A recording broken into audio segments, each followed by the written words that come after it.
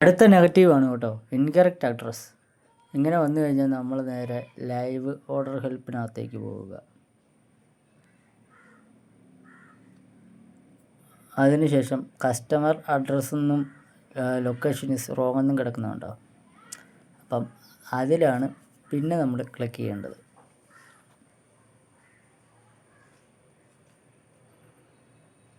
അല്ലേ, ഇതിനകത്ത് need help എന്നുള്ള അതിൽ ഞെക്കുക.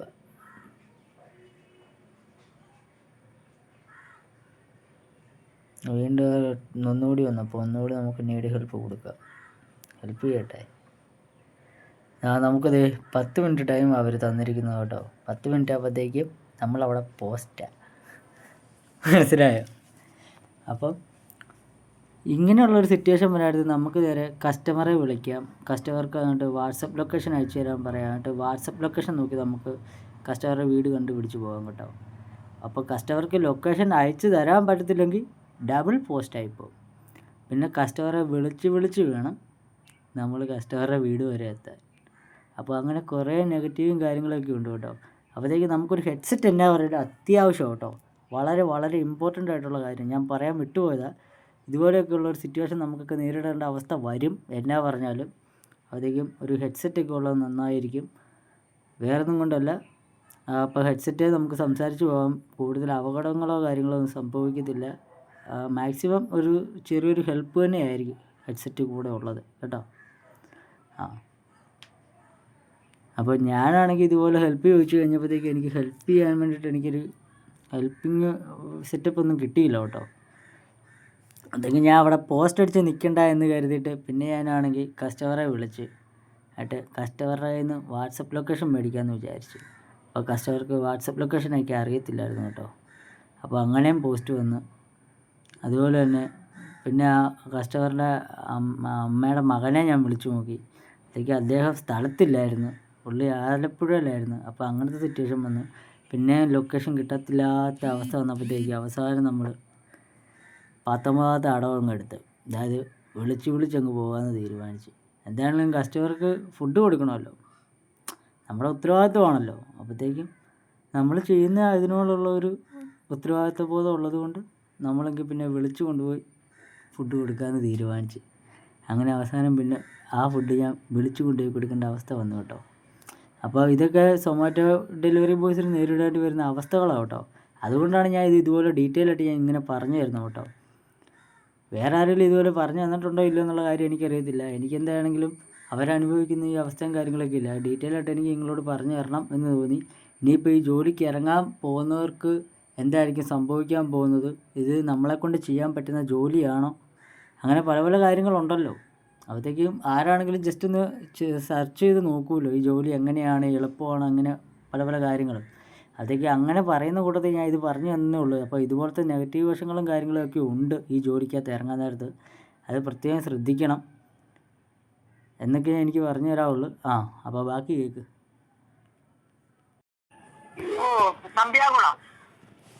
നമ്പ്യാകുളത്താണോ ഇത് വരണത്? എനിക്ക് നമ്പ്യാകുളത്താണ് വീട് ആണല്ലേ. എനിക്ക് സെൻട്രൽ ജംഗ്ഷനിൽ എനിക്ക് ലൊക്കേഷൻ കിട്ടിയ വേറെ എനിക്കൊരു വാട്സപ്പ് ലൊക്കേഷൻ വല്ലതും അയച്ചു തരാമോ? എനിക്ക് വീടെ പോയിട്ടില്ലായിരുന്നു. വാട്സാപ്പോ? വാട്സാപ്പ് എനിക്കൊരു ലൊക്കേഷൻ അയച്ചു തരാമോ? ലൊക്കേഷൻ വാട്സാപ്പ് ഈ നമ്പറിലുണ്ടോ? അല്ലല്ല, ഞാൻ നമ്പർ പറഞ്ഞുതരാം. എനിക്ക് അതിലേക്ക് ഒരു കറണ്ട് ലൊക്കേഷൻ അയച്ചു തന്നോ? അയ്യോ, ആരെങ്കിലും ഉണ്ടോ? സെൻട്രൽ ജംഗ്ഷനിലാണോ നിൽക്കുന്നത് ഇപ്പം? അതെ, സെൻട്രൽ ജംഗ്ഷനിലാണ് ഇപ്പൊ നിൽക്കുന്നത്. അതുകൊണ്ട് ഇത് വൈദ്യുതി തന്നെയാണോ വീട് നമ്പ്യാകുളത്ത്? ഉള്ളിലേക്ക് വരണം. വിവേകാനന്ദ നമ്പ്യാകുളത്ത് വന്നേച്ച് നേരെ നമ്പ്യാകുളത്ത് വന്ന് റെയിൽവേ ക്രോസ് ഉണ്ട്. ഓക്കെ. നമ്പ്യാകുളത്ത് നിന്ന് നേരെ റെയിൽവേ ക്രോസ് കഴിഞ്ഞ് വീണ്ടും മുന്നോട്ട് പോകുമ്പോൾ ഒരു സ്കൂളുണ്ട്, വിവേകാനന്ദ സ്കൂളിന്. അതിനും മുന്നോട്ട് വേണം.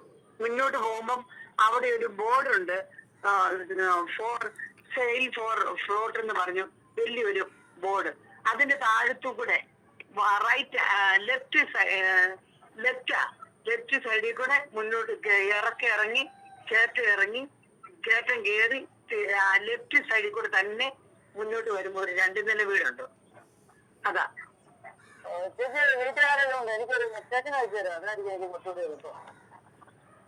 ഞാനെന്നാലേ ഈ നമ്പര് എന്റെ മകന് കൊടുക്കാം. അവൻ ഞാൻ നമ്പര് പറഞ്ഞത്. ഹലോ ഹലോ ഹലോ അതെ അതെ അതെ അതെ സാർ, എനിക്ക് ലൊക്കേഷൻ തെറ്റായിരുന്നു. എനിക്ക് ഏറ്റുവാങ്ങൂർ സെൻട്രൽ ജംഗ്ഷനിലാണ് കിട്ടിയത്. നമ്പ്യാവളത്തേക്കില്ലായിരുന്നു ഓർഡർ. നമ്പ്യാവളത്തേക്കായിരുന്നു. സാർ, എനിക്ക് ലൊക്കേഷൻ ഇൻകറക്റ്റ് ആയിരുന്നു. ഞാനാണെങ്കിൽ ഇപ്പൊ എന്റെ വാട്സ്ആപ്പ് നമ്പർ പറഞ്ഞു കൊടുത്തിട്ടുണ്ട്. എനിക്കൊരു വാട്സ്ആപ്പ് ലൊക്കേഷൻ അയച്ചു തരുമോ സാർ? എന്റെ ലൊക്കേഷൻ. എന്റെ ലൊക്കേഷനോ? അല്ല, ഞാൻ എന്റെ നമ്പർ പറഞ്ഞു കൊടുത്തിട്ടുണ്ട്. സാറിന്റെ അമ്മയോട് ഞാൻ പറഞ്ഞു കൊടുത്തിട്ടുണ്ട്. എനിക്കാണെങ്കിൽ അല്ലെങ്കിൽ ഞാൻ ഇപ്പൊ നമ്പർ പറഞ്ഞു തരാം. എനിക്ക് ആവശ്യത്തിലേക്ക് ഒരു ലൊക്കേഷൻ അയച്ചു തരാം സാറിന്റെ ലൊക്കേഷൻ വാട്സ്ആപ്പിൽ. ഞാൻ ഇതിപ്പോ ആലപ്പുഴ ഇരുന്നാണ് ഓർഡർ ചെയ്തതേ. അപ്പൊ അവരോട് പറഞ്ഞിട്ടുണ്ടോ? ഞാനിപ്പോ അമ്മയോട് പറഞ്ഞിട്ടുണ്ട്. എന്റെ വാട്സ്ആപ്പ് ലൊക്കേഷൻ അയച്ചു തരാൻ പറഞ്ഞിട്ടുണ്ട്. അങ്ങനെ എനിക്കൊന്ന് വിളിച്ചു പറയാം. ഞാൻ ഇപ്പൊ പറഞ്ഞിട്ടുണ്ട് ഓൾറെഡി. ഓക്കെ ഓക്കെ, ഞാൻ പറയാം. ഹലോ. മോനെ പറഞ്ഞു. അത് ഗോളി കിട്ടിയില്ല. ഞാൻ റെയിൽവേ ട്രാക്ക് കയറി ഇറങ്ങി. ഇനിയിപ്പോ ഇടത്തോട്ട് നേരെ ഉണ്ട്. അപ്പൊ എങ്ങോട്ടാ വരുന്നത്? നേരെ ഉണ്ട്. നേരെ ഇടത്തോട്ട് തിരിയണ്ട. ദേവേരിയുടെ അങ്ങോട്ട് തിരിയണ്ട. ഒന്നും തിരിയണ്ട. നേരെ ഇങ്ങ് പോര്.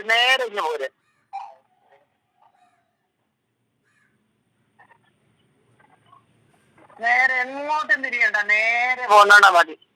വിവേകാനന്ദ സ്കൂൾ കഴിഞ്ഞ് കുറച്ചും കൂടി മുന്നോട്ട് വരുമ്പം ഇടത്തോട്ട് ഒരു വഴിയുണ്ട്. വിവേകാനന്ദ സ്കൂൾ അതിന്റെ അടുത്ത് തന്നെയാ. ഇങ്ങോട്ട് മുന്നോട്ട് പോരെ. പാടമൊക്കെ വരുമ്പോഴാണ് വിവേകാനന്ദ സ്കൂള്.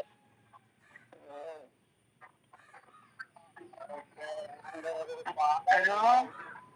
ഞങ്ങളൊരു പാടം കയറിക്കൊണ്ടിരിക്കുകയാണ് പണ്ടത്തിന്റെ അടുത്ത്. അത് തന്നെ. അതിലേക്ക് നിന്ന് പോരുന്നേ. അതിന്റെ മുകളിൽ ആ സ്കൂൾ ഇരിക്കും. അതെ. ഓക്കെ. നേരെ പോവുകയാണേ.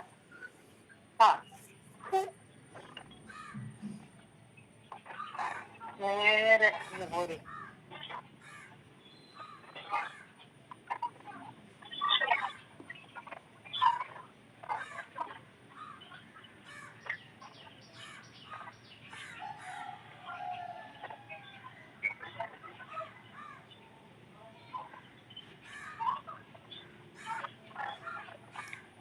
അമാനെ മുന്നോട്ട് വന്നോ? സ്കൂൾ കഴിഞ്ഞോ? സ്കൂളൊക്കെ കഴിഞ്ഞ് നേരെ മുന്നോട്ട് വന്നോണ്ടിരിക്കും. അങ്ങോട്ട് വരുമ്പോഴത്തേക്കും ഷോർട്ട് ഫോർ സെയിൽ എഴുതി വെച്ചിട്ടുണ്ട്. അതിന്റെ ഇടത്തോട്ട് ആ വഴിയെ തന്നെ ഇടത്തോട്ട് ഒരു കപ്പലാവൻ തോട്ടൊക്കെയാ. അതിന്റെ ഒരു വൈറ്റ് ബോർഡ്. ഒരു ബോർഡില്ലേ? ബോർഡ് എഴുതി വെച്ചിട്ടുണ്ട്. വെള്ള ബോർഡായിരുന്നു ഇടത്ത് സൈഡിൽ. അതെ അതെ, അതിനകത്ത് എഴുതിയിട്ടുണ്ടല്ലോ റെഡ് കൊണ്ട് ഷോർട്ട് ഫോർ സെയിൽ. ഇടത്തോട്ടാണ്. ഇടത്തോട്ട്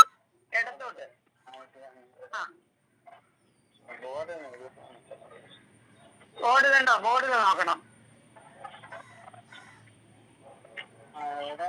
എന്റെ ഫോൺ നമ്പർ എഴുതിട്ടൊരു ആരമാർക്ക് എഴുതി താഴോട്ട് കൊടുത്തിട്ടുണ്ട്. അതാണ്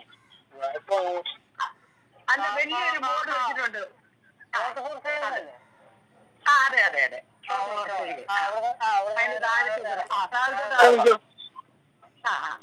ഓക്കെ, അതായത് ഇടത്തോട്ടുള്ള ഇറക്കം. ഇടത്തോട്ടുള്ള ഇറക്കം ഇറങ്ങി അടുത്ത കേട്ടം കയറിക്കോ.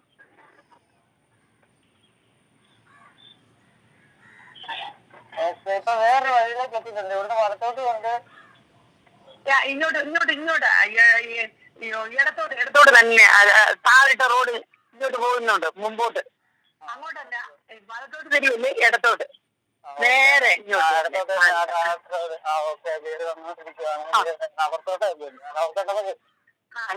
പോര്. മൂന്നിലൊരു വീടുണ്ട്. അതിന്റെ മുന്നോട്ടേക്ക് പോരും.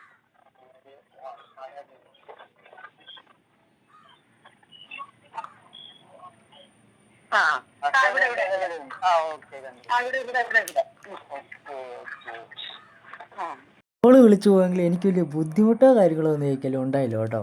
അപ്പോൾ ഈ നെഗറ്റീവിൻ്റെ കൂടെ വേറൊരു സംഭവം കൂടിയുണ്ട്. ഈ സംഭവം എന്താണെന്ന് വെച്ചാൽ, ഈ വഴിയാണെങ്കിൽ ലൊക്കേഷൻ ഇൻകറക്റ്റ് ആണെങ്കിലും ആ ലൊക്കേഷനിൽ ഇരിക്കുന്നയാൾക്ക് വഴി പറഞ്ഞു തരാൻ അറിയത്തില്ലാത്തൊരവസ്ഥയുണ്ട് കേട്ടോ.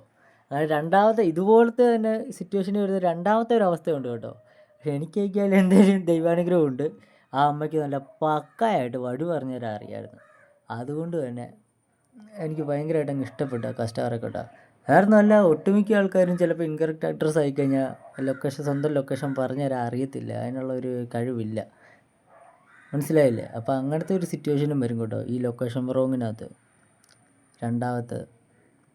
അപ്പോൾ ഓക്കെ, ഇന്നത്തെ വീഡിയോ എല്ലാവർക്കും ഇഷ്ടപ്പെട്ടു എന്ന് വിചാരിക്കുന്നു. അടുത്ത ഇതുപോലത്തെ പുതിയ നിങ്ങൾക്ക് ഉപകാരപ്രദമായ വീഡിയോസുമായിട്ട് ഞാൻ വരുന്നതായിരിക്കും. അതുവരേക്കും ബൈ ബൈ.